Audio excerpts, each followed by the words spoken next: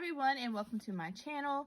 Today I am a part of the Handmade Holiday Paper Crafting Parade, which is hosted by scrapbook.com. If you go over to my Instagram, you will see these projects that I am sharing. Also, be sure to check out scrapbook.com's Instagram. They are doing a $25 gift certificate giveaway. So be sure to head on over there once you finish watching this video if you haven't already checked it out. So I was recently sent a box of goodies from scrapbook.com and asked to create using primarily those items, and that's exactly what I did. I will link everything down below, but if you want to watch the haul, I will also link that down below for you to check out. So for my projects, I did use one of the cut files that is featured on scrapbook.com. It is the Christmas Advent file. I kind of made it my own and created this box. Of course, this file comes with the flaps, so you can open for each day. But instead of using those, I removed those and just did an inner offset on the Christmas tree and made a window for that. So I just have some acetate there. This is just some basil cardstock, and I decorated it with a mix from Buttons Galore. And I also used the Merry Christmas word die that was sent to me. It looks something like this. This is a scrapbook.com die.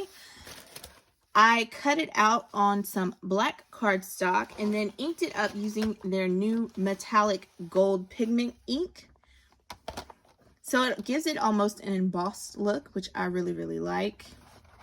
The cut file also comes with different stars, so I use the file to cut out some of the boho smooth cardstock. This was the paper pad that I was sent. I used this color to cut it out, and I just added some of the pigment ink to it just to give it a little shine. I also used a sentiment from the scrapbook.com sticker book and rainbow sherbet, and it's just this one, and it says "That Magic Moment." I thought that went perfect with a Christmas themed project.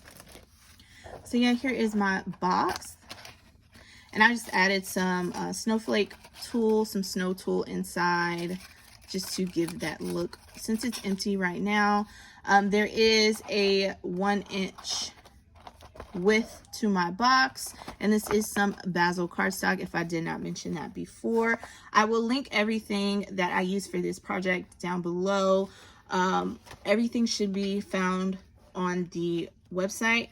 My adhesive for this, I did use the scrapbook.com the permanent adhesive runner. This was sent to me as well. And then for some of the corners where I had to like attach extra paper, I have a roll of the scrapbook.com adhesive that I used. Okay, so that is the first project that I created. Oh, and I did not mention, this box measures about 8.5 inches tall from the tip of the star to the bottom of the box, and it is about 7.25 inches wide. Okay, so for my second project, I created a slimline card using the card bases and envelopes that I was sent. They come in a pack of 10. Again, I will link everything down below. I also used the Red Geranium Make Art blendable dye ink, and with this ink you are able to build up the color. So multiple layers of it created the different red tones that you see here. So for the bottom layer, I used this bold stripes stencil, and I used the dome applicators that I was sent, and I used the ink to create the stripes.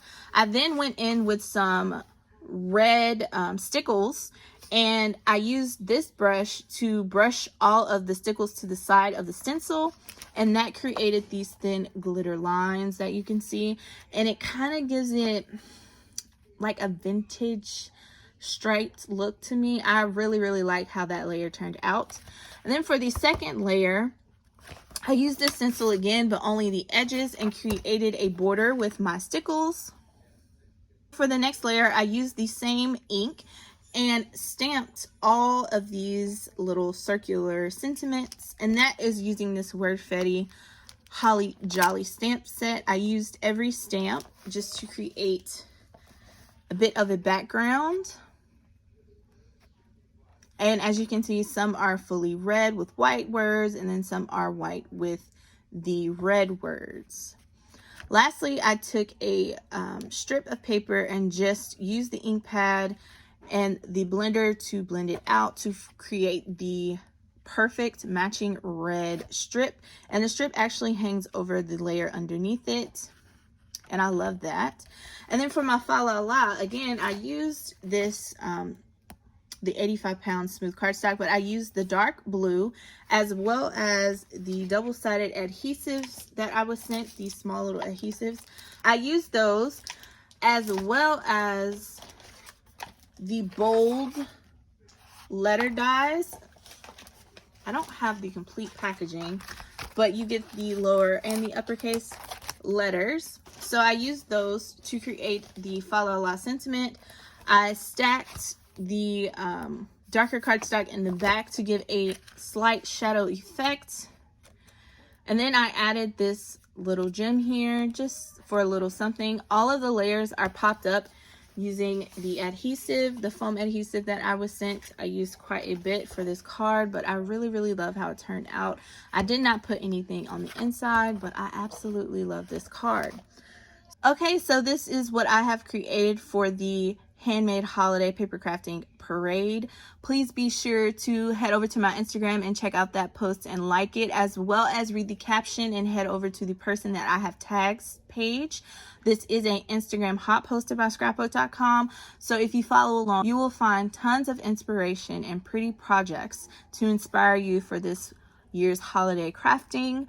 Also head back over to the scrapbook.com Instagram and be sure to enter their giveaway if you would like to win a $25 gift certificate. That's all that I have. Thank you so much for joining me, and have a good day.